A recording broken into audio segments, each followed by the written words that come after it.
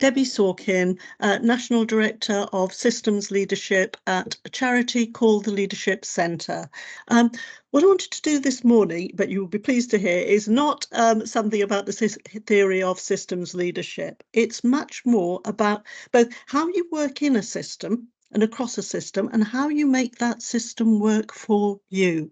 So how you get your voice heard, how you can have real impact and influence and keep the focus on what it is that you want to do on your agenda, even when the circumstances are really difficult and there isn't much money around. And it can feel like it's really hard to get any sort of traction. So you're not sure how decisions are getting made, but you're pretty certain you're not the one making them.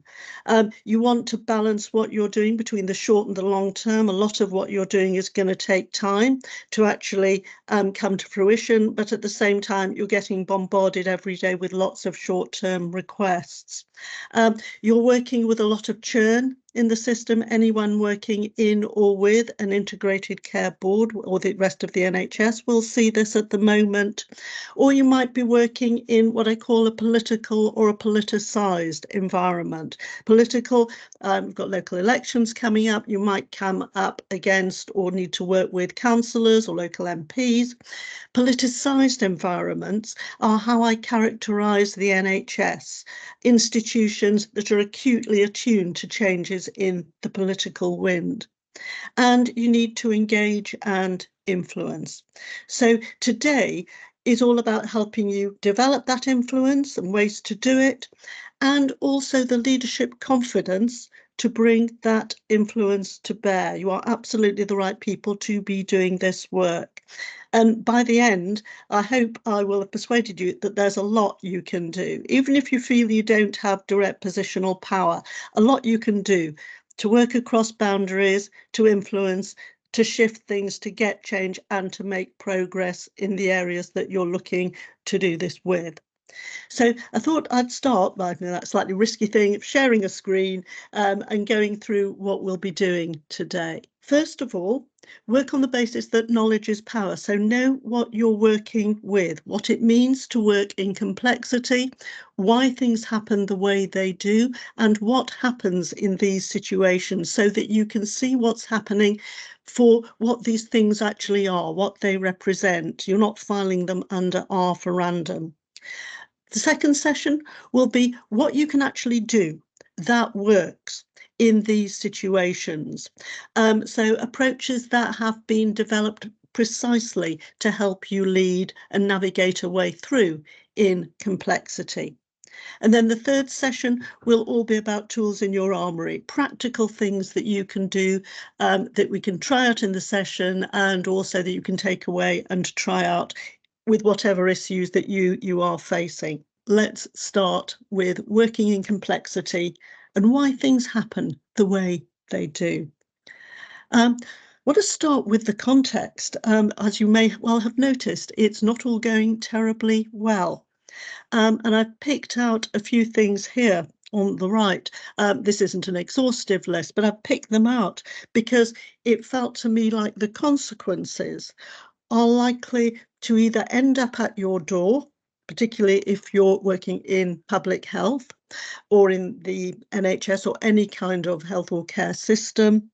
But also you are likely to see the consequences if you're trying to encourage more physical activity and movement.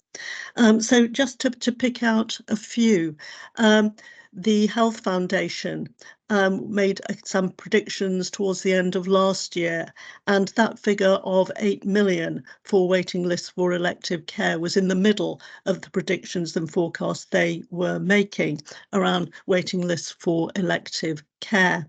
And if you're trying to get people to move more, but they're waiting and waiting and waiting for elective care of some kind, that's going to limit not just what they can do, but what they think they can do as well. There were last week some pretty eye-watering statistics released by the DWP about poverty and particularly child poverty, and that backs up some research done by the National Foundation for Educational Research towards the end of last year. 80% of schools are now providing some sort of food support for children. So anyone working with children and young people and their families, this is going to come back to haunt you. If you are in an integrated care board, or if you're working with them, you will know about the cuts they're making, about 30% of headcount. And obviously many local authorities are not having it easy as well. And people have started to notice around health, around the NHS, around primary care, and around social care as well. And that feeds not just what they do, but what they expect as well. And sometimes those expectations can go to zero. People can retreat. People can just develop a kind of sense of learned helplessness, or they can revert to traditional ways of leading and working. So trying to command and control, trying to revert to adversarial ways of working. And in these circumstances, none of that is going to help. But there are things that you can do that will work, that will enable you to work across boundaries, to influence, to actually get change. So where do you start? Well, I think that you start by knowing what you're dealing with so that you can use the right tools in the right situations. And some of the situations that you're dealing with will be complex. Now, there is the line, all models are wrong, but some are useful. I happen to think this is a particularly useful model and a way of thinking about things. It's not mine. It belongs to a man called Dave Snowden. Dave's basic idea is that some of what we do is simple, some of what we do is complicated, but a lot of what we're dealing with at the moment, a lot of what you will be dealing with, is complex. So, simple things. You do one thing and something else reliably, predictably follows. So there is cause and there is effect. You go into a room, switch the light switch on, 99 times out of 100 the light comes on, and if it doesn't, usually you know what to do. A lot of what we'd have in our everyday lives is simple. A lot of what we have in our professional lives is complicated. In these situations, you don't just do one thing and something happens. You do a number of things. Often you follow a number of steps, often based on your own knowledge or skills or expertise. So a lot of project work, for example, is like this. A lot of surgery is like this. So back in the day, if you wanted to build a Nightingale hospital, then you came to Colonel Ashley Boreham in the centre here, and he would know what to do. And what to do was complicated. So he needed lots of people to arrive in the right order with the right equipment, and he needed to know what to do if that didn't happen. But the key thing in any complicated situation is that although it might be difficult, you've done it before. You know what the outcomes are going to be. So there is cause and eventual effect. You can pretty much bank on that happening. Colonel Boreham here knew that if he followed the project plan, if he followed all the interdependencies, used all his expertise, he would get the outcome he sought. He would get a Nightingale hospital.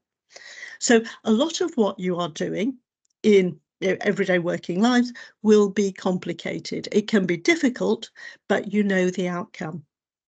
But some of the things that we are dealing with, a lot of the things that are more elusive, deeper seated, have been around for some time, involve more partners. Those things are neither simple nor complicated. They are complex. And the key difference in a complex situation or a complex issue is that you will not know in advance how something is going to work out. So simply following the project plan is not necessarily going to give you the outcome you're looking for. You may get the outcome you're looking for. It may be very partial, might be a bit meh, You might get nothing at all, or you might get something completely different. You will not know in advance. So if any of these kinds of issues pertain to you, congratulations, you are in the right place because you are working with complexity. So anything that's been around for a long time and lots of stuff has been tried, where things are multifaceted, there aren't very many obvious solutions. If there were, they've already been tried. You need to herd an awful lot of cats, and cats with different perspectives and priorities to you, often very strong cultures. Sometimes you're not sure what the issue is. You think it's one thing and then it turns into something else, and there will be a political dimension of some kind. And if you've got issues like this, you are inherently working in uncertainty. And what you need to do is not say, hello, here is our magic project plan, or here is our wad of money that we are going to throw at this. It is to try things out, to see what works, to amplify what works, and to stop doing what doesn't. And that can be hugely countercultural for organisations or institutions that have a really marked preference for doing things very, very differently and very, very traditionally. And this affects not just you, but everyone in your teams, because complexity is no respecter of seniority. You can have people absolutely on the front line, apprentices, people who are just starting, and they can be facing complex issues. And the key thing is to recognise when you are working in complexity so that you can actually adjust what you do to give yourselves much more room for manoeuvre and a better chance of success. What you will find is a tendency, particularly at the top of organisations, to pretend things are simpler than they are, to look at a situation that's actually complex and try and make it simple or, at worst, complicated. And this is an example of what I mean. It was a case where you had a family, not a chaotic family, loving parents, bright, polite, engaged teenager children, but teenager children who were severely overweight. So what to do? Well, West Sussex Social Services, and I suspect other departments, thought we will work on this basis, that it is either simple or complicated. So we will do one thing and something else will follow. So we will provide them with Fitbits and they will lose weight, was the implication. We will pay for gym membership and they will lose weight. We will sign them up to Weight Watchers and they will lose weight. But actually, this was a complex family situation. And what happened was the children did not lose weight. And you ended up with not only the financial, but the emotional cost of a family being broken up and the teenagers placed in foster care. As a rule of thumb, two things. Watch out for any key performance indicators or targets that you might have. I don't know this, but I wonder if the local authority had levels of gym membership as a KPI, as an indicator. It can be awfully tempting to reach for them and awfully convenient, but it's not necessarily going to help when you've got a complex issue. And the other rule of thumb is watch out for the just word. Can you just write me a report? Can you just deal with this? The minute you hear the word just, your antenna should be going because somebody is trying to pretend things are simpler than they are. Please say, or if you want to write in the chat box, that's also fine. Is this resonating for us? Can we think of situations we're dealing with or we're observing at the moment that are complex, and what happens in these situations? Have a think about this, because I suspect it relates to a lot of what you are seeing at the moment. And as Hugh says, this need for always to produce quick results, and anyone dealing with the NHS at the moment will see this a lot. But the key thing is to recognise when you are facing complex issues, or when the people in your teams or the people around you are facing complex issues. Not everything is complex. There is the tendency also for people to throw out their hands and say, oh no, we can't deal with this, it's too complex. That's not the case. First of all, not everything is complex. Some of it is just complicated and difficult, can be very difficult, but it's not complex because you know the eventual outcome and that you're likely to get it. Where it's complex, yes, you've got uncertainty inherently built in, but there are things, as we'll come on to look at, that you can do. This work is difficult, and therefore don't do it on your own. Please don't do it on your own. I see you as a whole, as a group, as a potential coalition of the willing, a community of practice. Have some people around you who understand what it means to work in complexity with all the attendant frustrations, and whom you can work with as sounding boards or as people who will co-coach and reassure you, because this is too difficult for anyone to do on their own. And the second thing is that if things are difficult and they keep on being difficult, you are likely to get pushback of various kinds. This is not going to be plain sailing. And I want to talk a little bit next about what happens. Because complexity, as Hugh was alluding to, it's really difficult and it can feel like wading through treacle sometimes, and it can be enormously unpopular. So people will go to great lengths to avoid it. The biggest risk in complex situations is work avoidance. And on the right, I have listed a number of ways of avoiding real work and avoiding complexity, but I just want to talk about a few. So you can get a combination of denial and default behaviours. So let's go back to business as usual, without any acknowledgement of what we've been through. Or let's have a restructuring.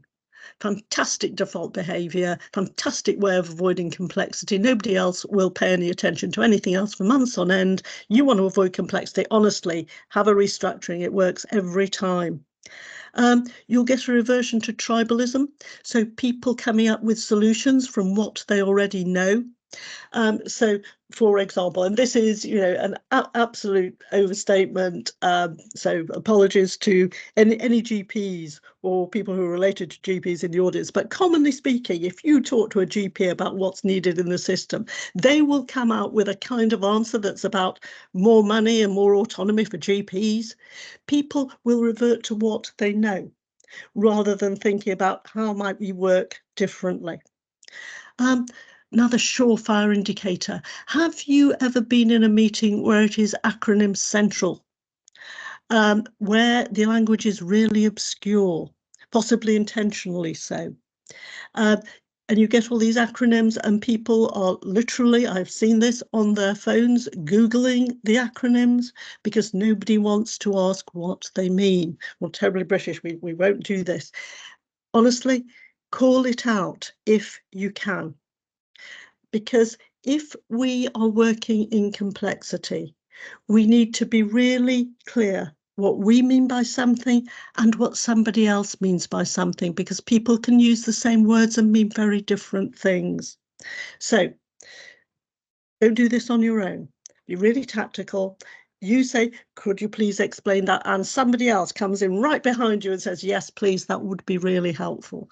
So that you avoid the 20 pairs of eyes swiveling towards you. But anything you can do to get clarity of language is really time well spent. There's a wonderful American writer called Meg Wheatley, and she talks about one of the roles of leadership being to create islands of sanity. And I think this is one of the ways in which you create these islands of sanity. Other things, doing the wrong thing busily. It's very easy to take refuge in meetings or think that the way to make progress is to have another meeting or to set up a committee or get terms of reference somehow. believe me, I love governance. I'm a non-exec director in another life. I love governance. But if you're here in relation to, can we try something new? Can you tell me the terms of reference? That is abuse of governance. Honestly, governance in those situations is like domestos. It can kill any initiative stone dead if applied at the wrong time. Delegating work to people who can't do it, or shooting the messenger. You don't need to shoot very many messengers before everybody gets the message. And quite often, this is not necessarily about fear of change per se. Much more commonly, it's about fear of loss. People don't fear change, but they fear loss. And loss can be, stark as loss of job, absolutely. But quite often, it's not about something actual or real. It's about something that's perceived, something that's thought about, something that's feared, something in people's heads. And it can be quite inchoate, incoherent, unarticulated. So it can be about, say, something around loss of face, loss of status, especially professional status, loss of control, loss of certainty, loss of stability, loss of familiarity, familiar colleagues, familiar ways of doing things. If you've ever wondered why people get umbilically linked to their desks when you get ideas of change, that can be why. So it is absolutely worth posing the question, what losses might people be fearing? I give you permission, I hereby give you permission to go and have a coffee with someone. Go and have a coffee with someone. Early doors. This is real work. People think the meeting is the real work. No, doing the work beforehand is the real work. Have a coffee with somebody and talk about this. And think about the kinds of fears that people might be holding. They won't necessarily be rational, but that doesn't mean to say they're not real in the eyes of those people. And then you can couch your ideas and your arguments in ways that show you've taken account of perceived losses and that you recognise them. You don't necessarily need to solve them, by the way. All you need to do is to recognise them. You can save yourselves inordinate amounts of time and effort by doing this. So think about loss as much as change. Please, please, please, if you have a complex issue, do not try and command and control it. If you've got an emergency, command and control is absolutely appropriate. So command and control, you have gold command, really, really clear areas of responsibility. Everybody knows what they have to do, no dissent, fine.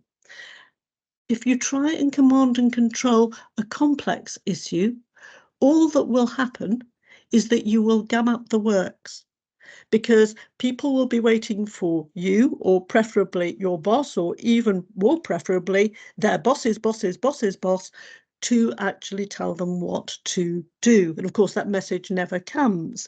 So people feel it's much safer not to do anything. So what you need instead is what's sometimes called distributed leadership. That is, everyone can do something. What they do will differ according to where they are, but you're never going to be able to command and control a complex issue because of its very nature. Try not to jump to solutions. This goes back to something in the chat.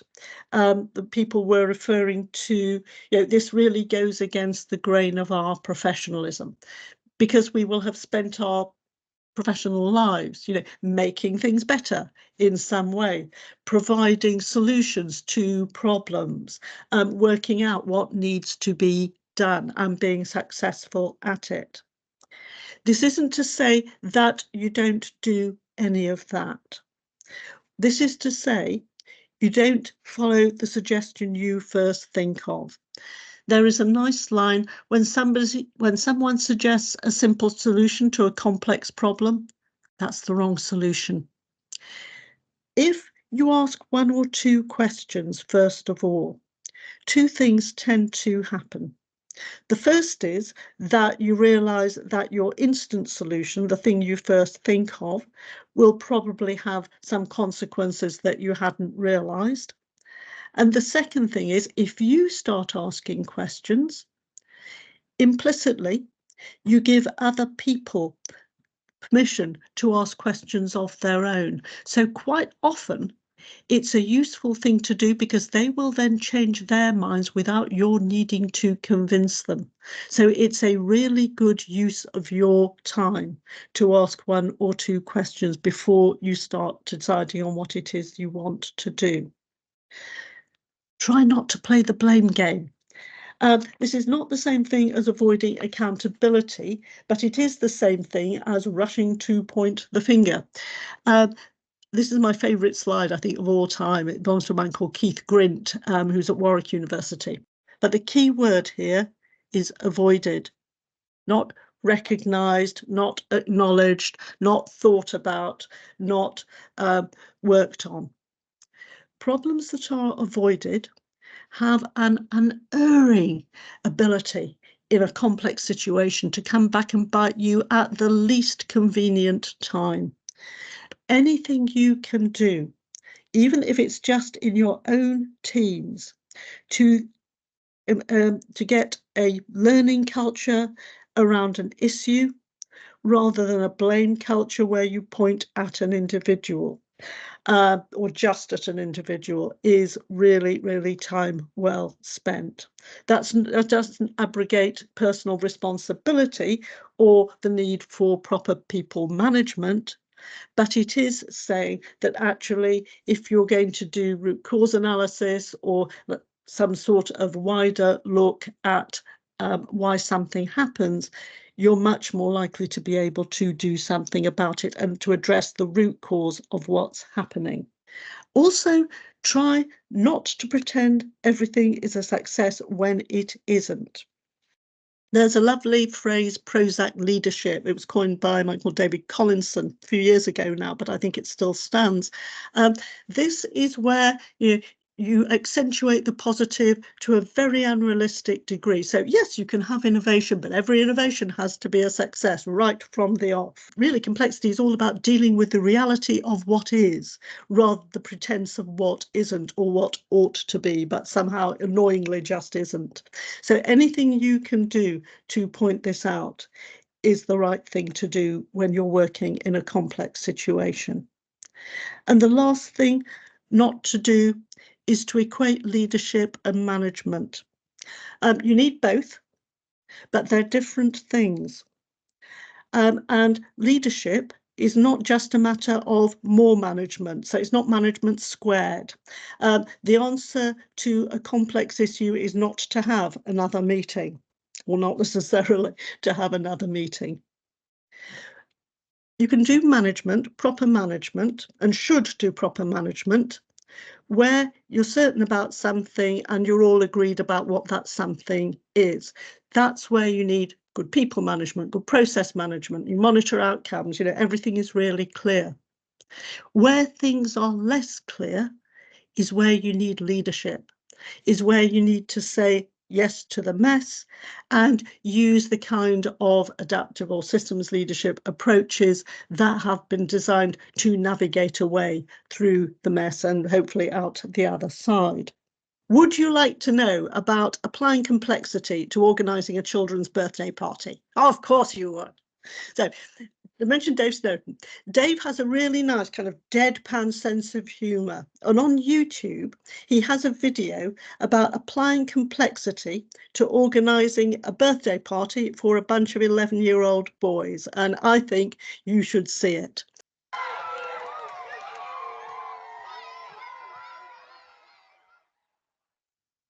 Let's imagine, if you can, that you've got to organise a party for a bunch of 11-year-old boys, and you want to apply the 3 different types of system that apply in nature. Well, if you assume the party's chaotic, the children are acting at random, you might as well buy the drugs and alcohol so the children can go on a personal experience of self-discovery. Your house may burn down in the process, but what does that matter? all property is theft and it was socially constructed in the first place. I have friends in California who've tried this. I don't recommend it. The recovery cost is high, but it's a legitimate approach. On the other hand, the one we'll be more familiar with is the ordered systems approach. Here, it's of critical importance to construct clearly articulated learning objectives in advance of the party itself. The learning objectives should, of course, be aligned with the mission statement for education in the society to which you belong. Ideally, you should print the learning objectives off on motivational posters with pictures of eagles soaring over valleys and water dropping into ponds, and place those around the room where you're going to hold the party. You then produce a project plan for the party. The project plan should have clear milestones throughout the party against which you can measure progress against ideal party outcome. Once you've done that, the senior adult can start the party with a motivational videotape. After all, you don't want the children wasting time in play which isn't aligned with the learning objectives of the party itself. And then they should use PowerPoint to demonstrate their personal commitment to the objectives of the party and to show the children how pocket money is linked to the achievement of the milestone targets. Now, of course, the third approach, the complexity approach, is even simpler. Here, we draw a line in the sand known as a boundary in complexity theory, and we turn to the children and say, cross that, you little bastards, and you die. And one of the things you learn pretty fast as an adult is the value of flexible, negotiable boundaries, because rigid boundaries have a habit of becoming brittle and breaking catastrophically. What he's saying is that if you've got a complex situation, you need to do things a bit differently.